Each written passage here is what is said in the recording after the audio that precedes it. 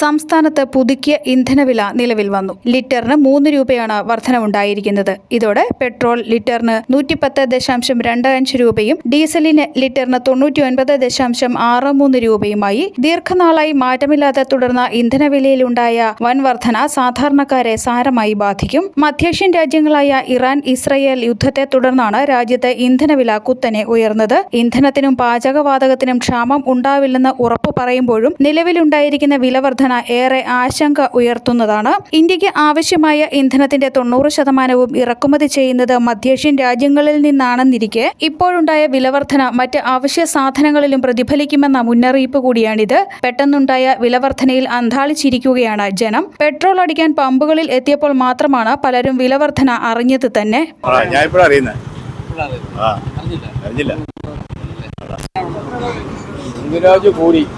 നമുക്ക് സഹിക്കാന്നുള്ളത് അല്ലാതെ വേറെ ഒന്നും പറയാനില്ല. നമുക്ക് ഇപ്പം 3-4 വണ്ടി ഓടിക്കാതിരിക്കാൻ പറ്റുമോ?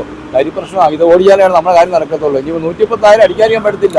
ഇപ്പൊ ഗ്യാസിന് 1000 കൂടി. ചാക്കടക്കാര് കുറച്ചേറെ തോന്നിട്ടുണ്ട്. അപ്പോൾ അവർക്ക് അടയ്ക്കാൻ പറ്റുമോ? ഇന്ന് പെട്രോൾ അടിച്ചപ്പോഴാണ് അറിഞ്ഞത് രാവിലെ. കൂടിയോ 3 രൂപ പെട്രോൾ ഡീസലിന് വില കൂടിയിട്ടുണ്ട്. ശമ്പളം മാത്രം കൂടുന്നില്ല, അത് മാത്രമേ പറയാനുള്ളൂ.